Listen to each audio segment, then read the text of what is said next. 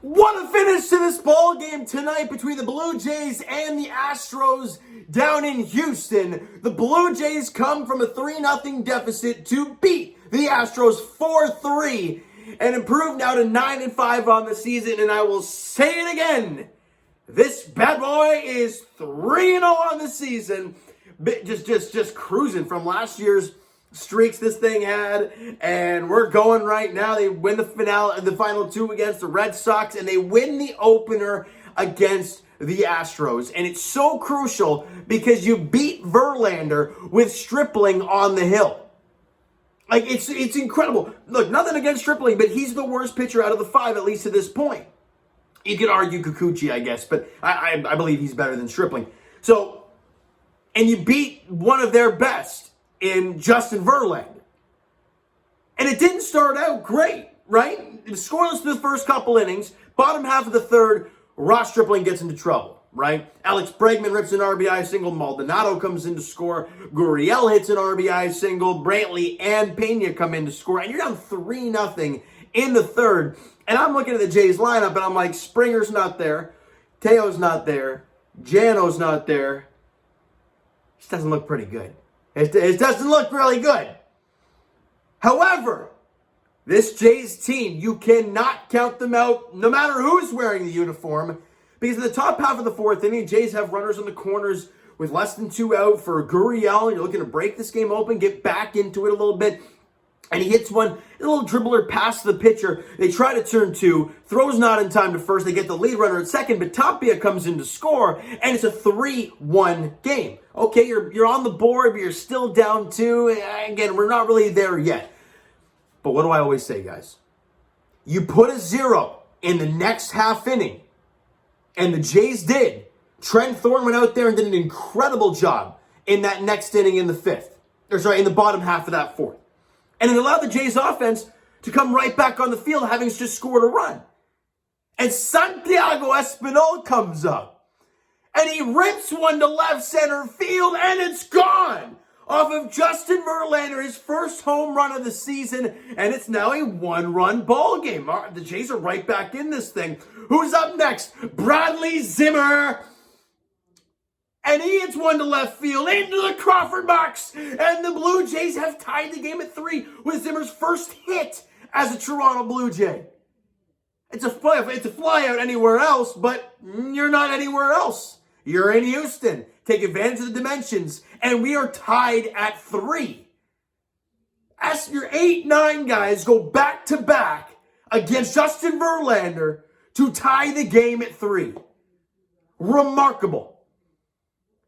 No scoring happens for quite a while after that. The bullpens for both teams locked down tight until we get to the top of the 9th inning, where Vladdy leads off with a single to right field. Just a beautiful swing. I believe it was also off of Hector Neris. And they get the next 2 guys out, right? They get Collins to pop out. They get Gurriel to pop out. And it brings up Matt Chapman with 2 out and Vladdy at first. And Matt Chapman, I think it was a 2-1 pitch where it was a ball just up in the zone, but it was still a hittable pitch. He misses it. And we've seen the strikeout rate for Matt Chapman this year. It's been kind of high. However, he's been a lot better lately. And in that moment, I got to be blatantly honest. I'm sitting here watching the game, and in my mind, I'm like, please don't strike out. I'm smelling one, but don't. And he does the total opposite.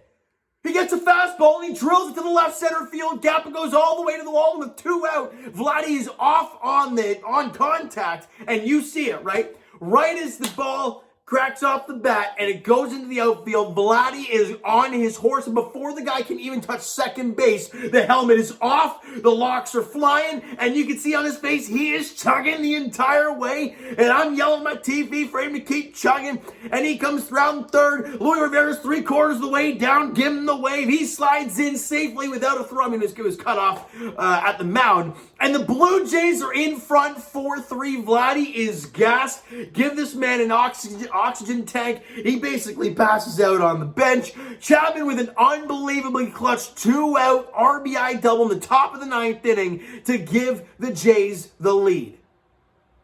Insane sequence there. And that is so important because we all know the extra innings rule. It somewhat favors the home team in the sense where if the road team, they're not going to bunt or anything. They want to score some runs, right? Or move guys over. They're going to want to score some runs. But if they don't, all the other team needs to do is hit a sac, like bunt a guy over or hit a ball the other way and then hit a sac fly and you win the game, right? So it's a little bit favored that way. So I'm thinking to myself in the top of the ninth, I'm like, you got to cash in here. And Chapman does, giving the Jays the 4-3 lead. We go to the bottom half of the ninth. And Jordan Romano came in, obviously, after one batter in yesterday's game, which, in my opinion, throws a guy off completely, right? When you're not coming into a clean inning as you have all season long, and he's been in a lot of games as Jordan Romano, it throws you off a bit. And it definitely did yesterday. He was able to hang on for dear life to that one yesterday. But he gets a clean one to start this inning. However, he did throw 18 pitches yesterday, so he's definitely not available tomorrow. So that's something to keep an eye on. And he gives him a leadoff single to Yuli Gurriel. And I'm like, oh, God, stress is building. Then strikes the guy out. I'm like, okay, we're good. All right. Single to Ledmus Diaz. Obviously, the pinch runner for Gurriel ends up at third base. And I'm like, the tying run is 90 feet away. The great news, because Tim Mays is a stud in the 8th, is you have the 8-9 guys up to bat. And I believe that both pinch hitters, Jason Castro and then a rookie who did his first big league AB. Both lefties, right? Because they want to get the lefty on the righty matchup. I get that. And Jordan Romano, this is what makes him so tough. You always try and read bats, right? And on Jason Castro, he threw some fastballs, and Castro wasn't having any part of it, right? He was late on it. He was barely making contact with it. So you're thinking he's just going to keep pumping fastballs. Oh, no. Jordan Romano's just going to screw with your head and throw you a backdoor breaking ball, which is going to paint the corner, the backwards K to strike out Castro to give the Jays that second out. And now you don't worry about any base runner. You get the batter out. And when he comes up to the plate, I heard this is his first big league AB. I'm like, please don't make this a story. Please don't make this a story. And Jordan Romano's like, all right, we're not going to make it a story. Here's 97. Okay, you're not going to swing at that. Here's another 97, or maybe it was 96. He was way late on it, missed it. And Romano's like, all right, bet. You want to try another one? Here's 98 up at your face. And he swings right through it to end the ball game. I love it. Don't fool around with this kid. Don't start trying to paint stuff. No. Gear back. You've never seen the kid before. He's never played in the bigs before. He's in a massive spotlight. Just pump fastballs at the kid. And he did. And he struck him out to end the ball game. And the Jays win it 4-3. And this is massive on so many levels, right? You beat Verlander with Stripling on the hill. And you have Manoah going tomorrow versus Urquidy, who has not been very good to start the season.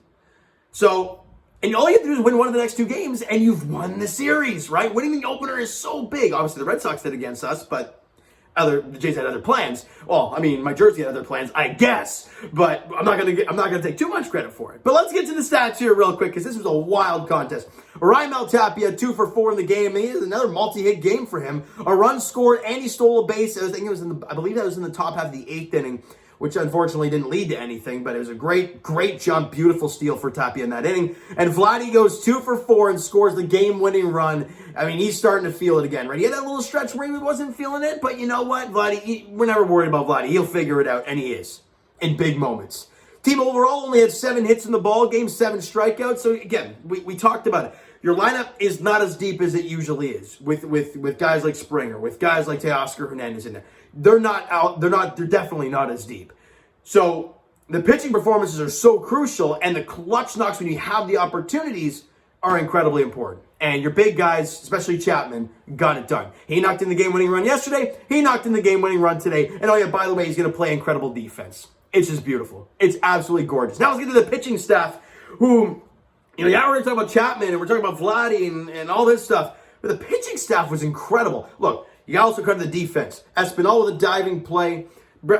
Zimmer, with an incredible play. Like, that's such a weird corner to try and play. And he makes the catch in that triangle corner thing, but in the Crawford box, in the far corner there. I don't know how he made that play. And then the barehanded play from Espinal, scooping from Vladdy. You had Chapman made a couple diving plays. Like, pitching and defense will win you a lot of ball games. And it did today. It did today, and it was just beautiful to watch. Ross Stripling was great for the first couple innings, but struggled in that third inning. Was good in the fourth, but that was all she wrote for him. You know what? 3 runs over 4 innings against a good team in the Houston Astros. I'll take that. 5 hits allowed, couple strikeouts, walked 1. Again, a lot of that in that 1/3 inning, but overall I thought he was great. Now, this is where things get just incredible. Trent Thornton. I don't know if he's figured it out or if it's a red hot start to the season, but he has been incredible. Incredible. 2 innings. Walked 1 dude. Struck out 2. And he got through the top of that lineup. And didn't really allow anything to happen. Painting corners. His fastball was on point, hitting corners with it. His off-speed was beautiful. His curveball was dynamite in that game. He was just off the plate, right? We talked about in the last video. Strike the ball, breaking ball, and it was beautiful. It was just off the plate. It was money for Trent Thornton in that game. Adam Simber, you know what you're going to get from him. Clean inning, no hits, no walks, a strikeout. Great job. And Tim Meza, arguably the MVP in today's contest. So you'd be like, well, James, what do you mean?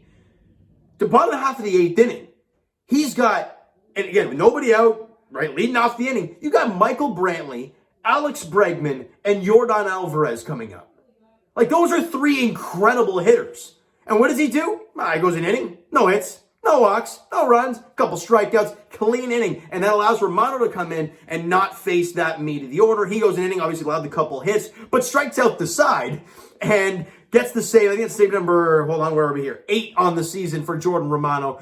He's been incredible. The last couple have been a little shaky. He needs some time to rest. But the Jays offense needs to start getting some runs if that's the case. But it's going to be tough with the lineup the way it's looking. He's got to find a way to grind game after game, all right? Now, tomorrow's contest. Alek Manoah versus Urquidy. Urquidy? I think it's Urquidy. 4:10 first pitch there in Houston as the Blue Jays look to win the series and win their 4th consecutive game with the Red Sox winning and the Yankees winning. The Jays won. They did what they had to do. Obviously, with the Red Sox playing the Rays lost, so that's always a good sign. And the Jays are 9-5 on the season. They look for their 10th W tomorrow afternoon against the Astros and look for, at the very least, that series W. All right, so you know what, guys? That is going to do it for this one. If you enjoyed the video, and if you enjoyed that game tonight, smack that like button. I do appreciate that. Hit the subscribe button. You guys not already. Comment down below. Thoughts on the video, thoughts on the game, would you like, would you not like, from today's game for the Toronto Blue Jays. The Twitter link is down below, so follow, send me a DM to that great stuff. The Instagram link is also down below, so follow up there if you have not done so already, and I will talk to you guys, all right, well, all 3 of them tomorrow. So Raptors edition, I think it's a 2 p.m. tip-off in Toronto, Game 4. We'll see if they play Game 5 or if the season will be over after tomorrow. We'll have to wait and see. As for the Toronto Maple Leafs, they're back in action tomorrow against the Florida Panthers. I think it's a 7 or 7:30 puck drop down there in Florida. Again, looking to clinch that number 2 spot in the Atlantic Division. That's the key right now, right? And as for the Toronto Blue Jays, they're in Game 2 of the 3-game set against the Houston Astros tomorrow. Manoah versus Urquidy is the pitching matchup. 4:10 first pitch in Houston, Texas, as the Jays look for their 4th consecutive W. All right, so thank you guys so much for listening and watching. I hope you enjoyed the video and the game tonight. We'll talk to you guys then.